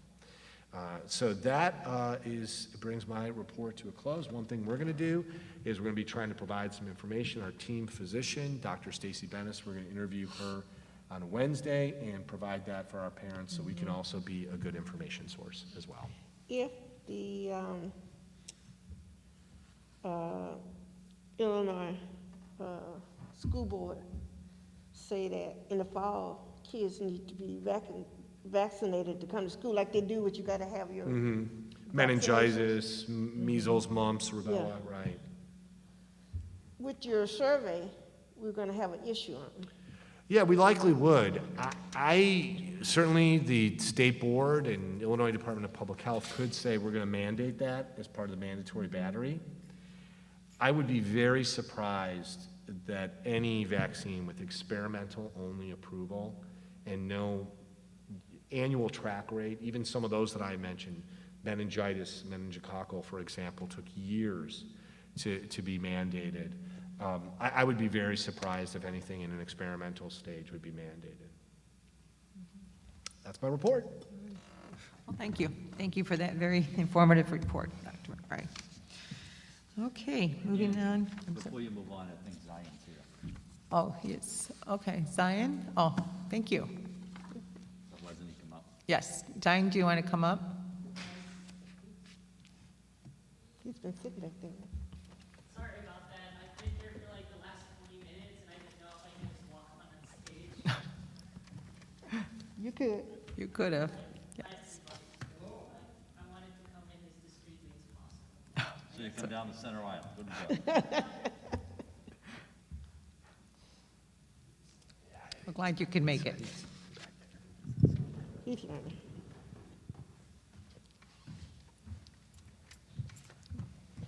I'll give you a few minutes just to set up, okay? Good eyes.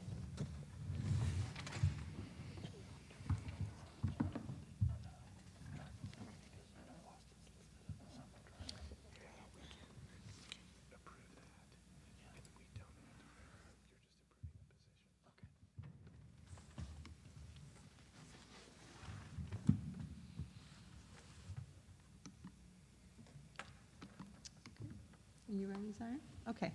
All right, next we're on the consent agenda items. So I just need a motion to approve the consent agenda items. I move to approve consent agenda items 1 through 11, or 2 through 11, I 2 through apologize. 11. I can second that. All right. Are there any questions to any of those consent agenda items? Okay, hearing none.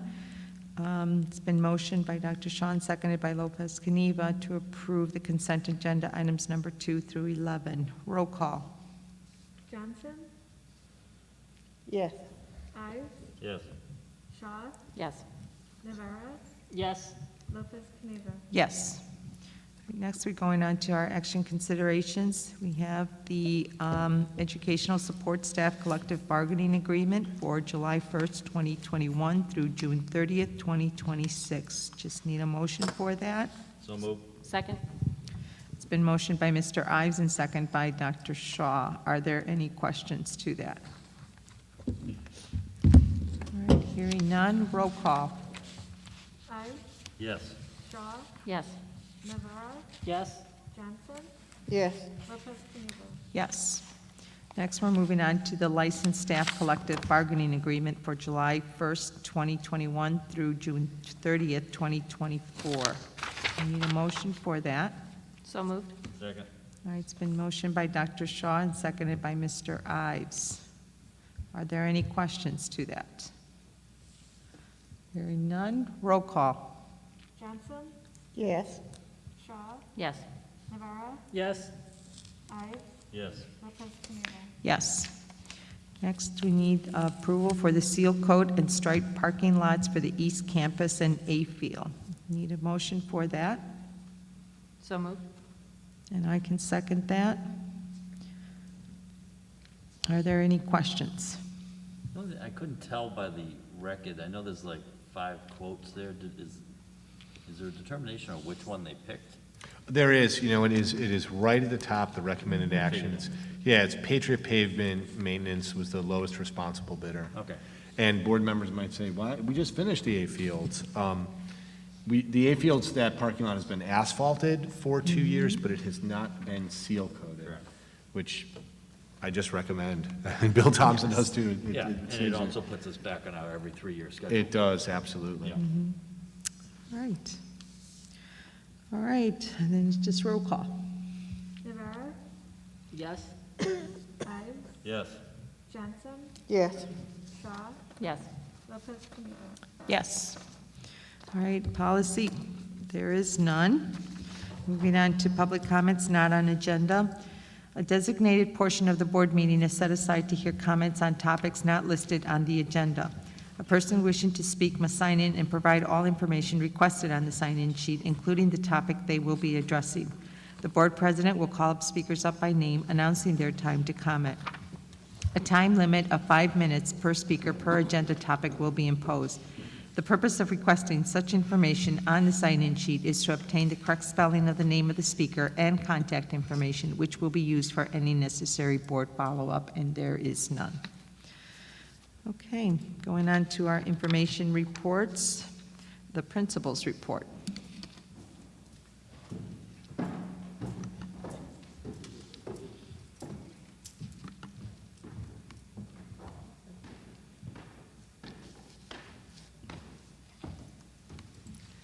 Good evening, everyone. It's been a very busy month, and it's hard to believe that we only have 8 days left with our students for this school year. But this month of May, we are celebrating Asian Pacific Heritage Month. We also celebrated Teacher Appreciation Week. We had our spring plant sale, and we had a wonderful medley with our virtual spring musical with our Porter players. And our Best Buddies hosted the Friendship Walk this month, and ROTC did a phenomenal job and took a first and a second in our SWSC drill competitions. And also with athletics, as you saw in the report, our athletic teams are very competitive. Our summer sports, as we're calling them this year, our spring sports, which are now our summer sports, are looking forward to making a huge run and push into the postseason playoffs. And we also, as you read, had 11 of our student athletes participate in our recent signing day. So we're very proud of their accomplishments and wish them the best next year.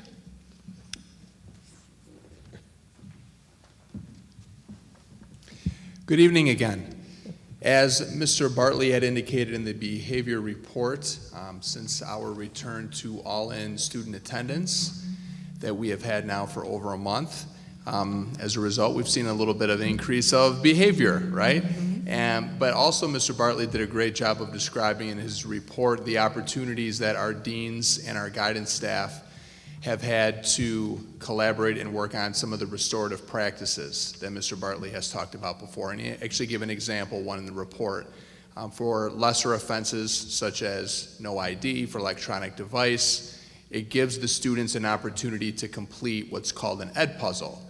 which would be the student watching a video about the infraction, learning about the rule, why we have the rule, what the infraction was about, and there are different moments throughout the video where it stops and asks the student a question, and then they answer the question, then they're allowed to move on the video. So those are some of the things now that we've had full student attendance back, we've had some of the behavior incidents increase, some of those restorative practices have been put into practice, and the deans and guidance department are seeing nice results of that.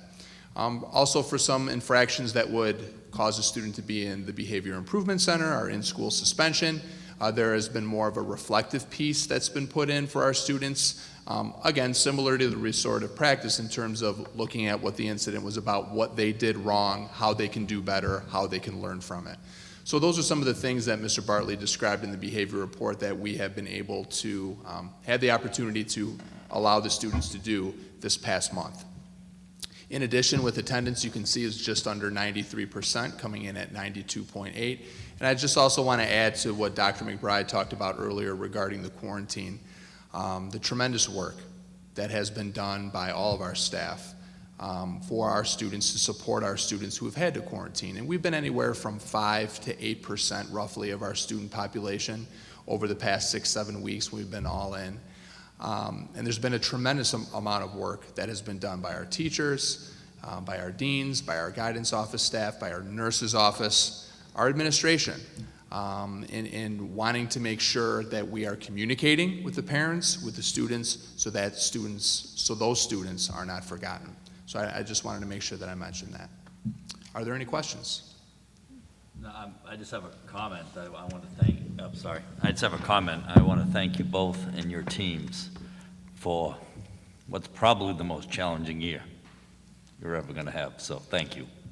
Thank you. Thank you for your support. Yeah. Thank you. Thank you.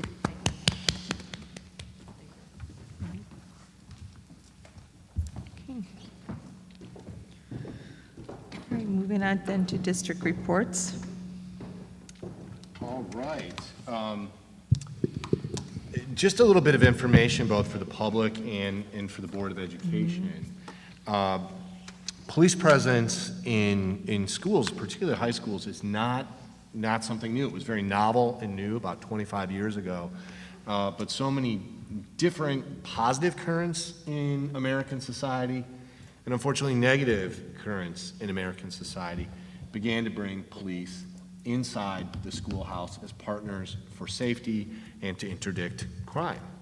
There's two models in Illinois that schools can select, school resource officer or public safety officer. School resource officer is a member of a local police department employed primarily by that local police unit whose beat or patrol is specifically a school or a set of schools. Public safety officer is an individual who meets the requirements to have police powers, oftentimes a retiree or someone who's been previously trained or had law enforcement experience, but has police powers but is exclusively a school district employee stationed at a building or a series of buildings. We currently, in our agreement with the City of Lockport, have a public safety officer. So our two public safety officers are District 205 employees.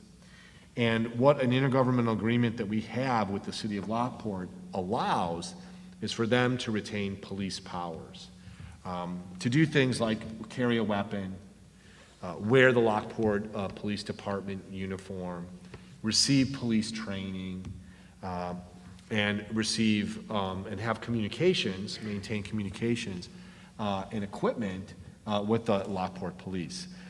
Presently, that intergovernmental agreement is up for renewal every 2 years. After its first inception, renewal all it requires is for myself and the Chief of Police, in this case Terry Lemming, to meet, to review the intergovernmental agreement, to agree on or present any revisions or changes. And if we agree on the intergovernmental agreement, it automatically extends another 2 years.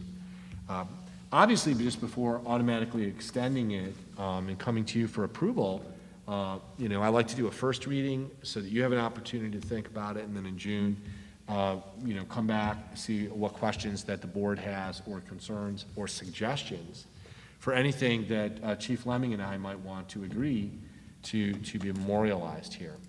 I've listed some of the key features, what this current intergovernmental agreement includes, everything from what the role of the public safety officer is, our responsibility to hire that public safety officer and evaluate that public safety officer, the requirements that the public safety officer has to have in order to retain police powers, that would, the public safety officer under our supervision, and the piece that I mentioned before, the automatic renewal if both the chief of police and the superintendent agree to it. With this coming up, I met with kind of our safety and security team and want to share with you some things that we feel are already within the scope of this intergovernmental agreement, but that we're working very hard on.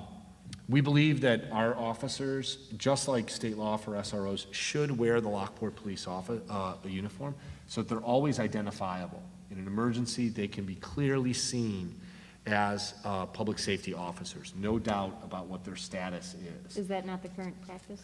There have been times that our police have worn polo, slacks, jeans, and our concern is that could present some ambiguity about who that person is. Maybe thinking that that person is a dean's assistant, not law enforcement, someone with police powers, and you know that confusion in a public space, in a crisis, could create calamity if there's a misunderstanding about who that person is.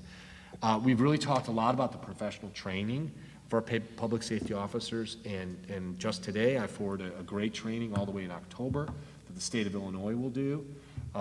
Also the NTAC training, that's the National Threat Assessment Center run by the Secret Service, excellent training. Really reviewing our campus safety routines and procedures with them. Just current law and interactions with the Dean's Office. There have been sweeping in the past 2 years laws about interviewing students, about arresting students, and making sure we are absolutely compliant with those laws. Increasing our work with cyber safety and with intelligence. And what I mean by intelligence is, can we find out what might happen before it happens? And the place where we know that things come to the schoolhouse is to be found in places like Snapchat. And how do we surveil that appropriately with respect for students' privacy, but also in a way that can be quick, informative, and address potential threats that might appear on websites, Snapchat, Reddit sites, things like that. And how can we take that down appropriately, professionally, and working with those kind of social media platforms. And then participating in social events, like the Police Youth Forum, really connecting in those kind of social settings where there's dialogue between youth and between students. So take any questions here, anything you'd like me to consider, anything I can share with you about this intergovernmental agreement before next month. We, really I want to give a month before I finalize it with the city. It does not require a vote by the board. It's automatically renewed upon my signature, but would want to do that with you. Any questions about that structure? Okay. What salary level? Are they on a school salary level or police salary level? They are on a salary level commiserate, District 205. Obviously, only having 2 of those roles, they have a specialized salary, but that's entirely set and indexed by our us. Yeah, by us. Okay. Completely. Right. Okay. Yeah, the contract that the board just approved is the contract that covers their compensation and benefits. Great, thanks so much. Thank you. Thanks, Steph. All right, okay. Then we have our capital project expenditure and interfund transfer summaries there, so you can have, and if you have any Yeah, questions. and these are just the monthly transfers that we do mainly for capital projects, notifying the board that we've made these fund transfers from one fund to the other. If there's any questions for myself or Stephanie about any of these transfers, they're projects that you should be aware of. The A-Field, wrapping up that phase 2. It looks fantastic if you haven't been out there to take in. It is. a ball game, and it's also nice to see just off hours, people playing, you know, on the pro turf field and people playing pickleball when we're not using it. Central, we continue to do the life safety. That's mainly masonry work that we have going. And then, as you know, the move has happened. All of East Campus MIS has moved out, and we're preparing that area for a big project. All right, thank you. All right, next we have the information report for the summer curriculum 2021. Mrs. Cristofaro, this will be familiar to you. One of the most important things that we do, important last summer, and obviously very important this summer, is when we do summer curriculum, either on curriculum initiatives, curriculum revision, or revising to keep ourselves current, to keep our curriculum current. This will be, I will tell board members, I will not be surprised if people rest like champions this summer. As Mr. Ives said, it's been probably one of the most exhausting years in public school history. And I think staff rest is as important as anything this summer in terms of preparing us for the fall. Mrs. Cristofaro? Good evening. I'll be brief. So the document, I shared some of the visuals that we constructed last year with the DC Council with regards to curriculum revision.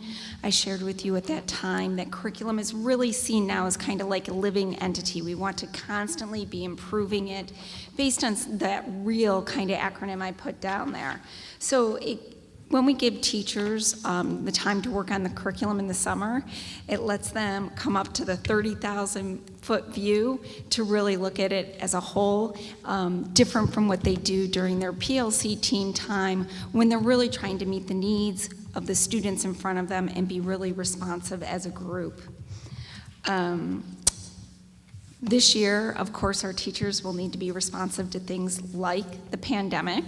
Our department chairs have been meeting with the feeder schools, and we want to be responsive to what our incoming ninth graders' skills and knowledge will be. They might respond to some of society's expectations, like we now expect students to know about digital literacy or things like that, and how can we incorporate that into classrooms, and in hearing student voice, as our Student Equity Action Committee members shared with you today. So that's our real acronym. Our focus this year on summer curriculum work, again, there can be slight shifts, but we've kept the big themes the same as what you saw last year. But as Dr. McBride has alluded, social emotional learning will probably be more important than ever before in the coming year, as we have students coming in, experiencing life for the past year like we've never experienced before. Teacher teams have been asked to submit requests into a Google form. Their department chairs are having conversations with them and reviewing the requests. I will collaborate with the department chairs as well as the administrative team to appoint the hours for the teachers.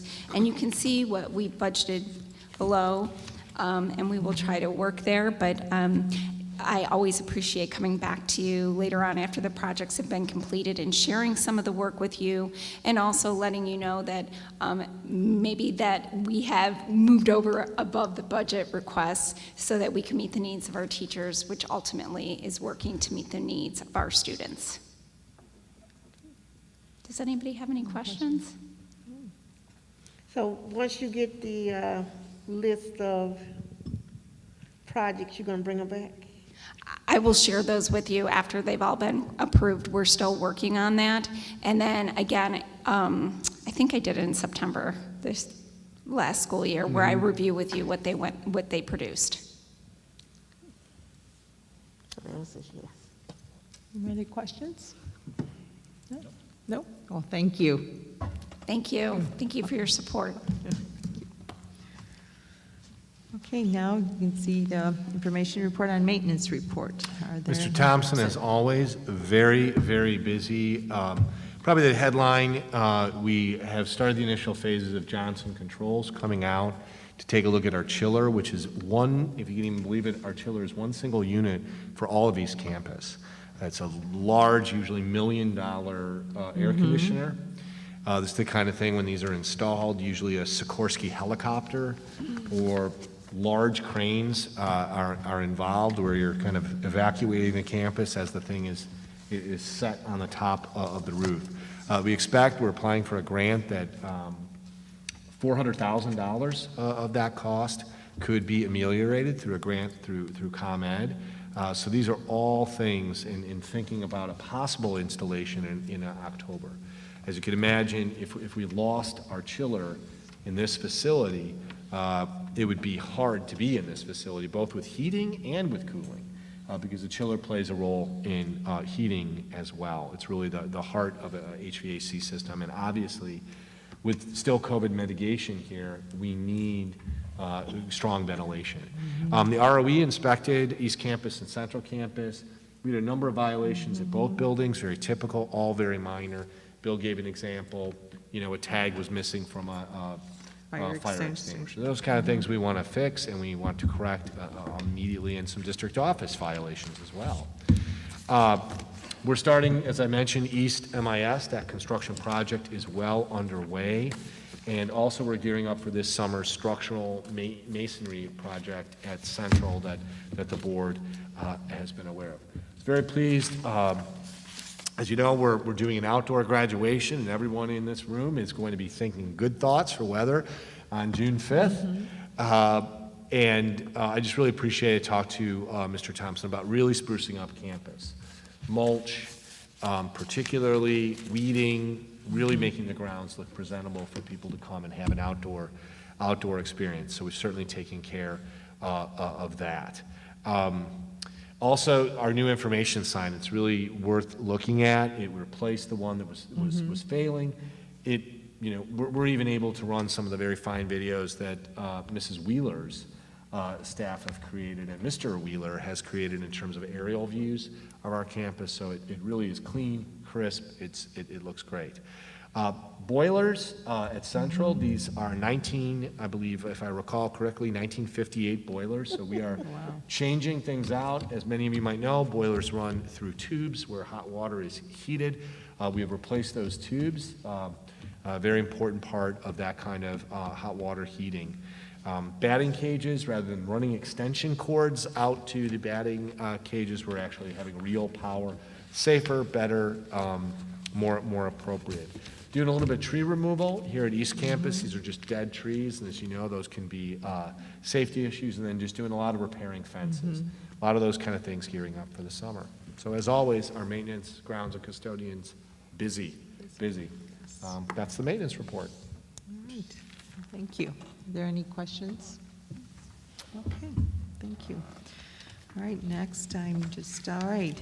I need a motion to enter into closed session to confidentially discuss the appointment, employment, compensation, discipline, performance, or dismissal of specific employees of the public body or legal counsel for the public body, including hearing testimony on a complaint lodged against an employee of the public body or against legal counsel for the public body to determine its validity under ILCS 120/2C1, and collective negotiating matters between the public body and its employees or their representatives, or deliberations concerning salary schedules for one or more classes of employees under Chapter 5 of the ILCS 120/2C2. I can make that motion. Second. It's been motioned by Ms. Lopez Caniva and second by Mr. Ives. Roll call. Ives? Yes. Johnson? Yes. Shaw? Yes. Navarro? Yes. Lopez Caniva? Yes. All right, time regular session ended at 8:59, and we will possibly take a 5-minute break before we go into closed session, and we will be going into the choir room, right? Is that- Choir room. Thanks, choir room. everybody. See Thank Tony you, and Stephanie. thank you, Have a great everyone. night. Thank you. Get home safely. Yeah, just the choir room again.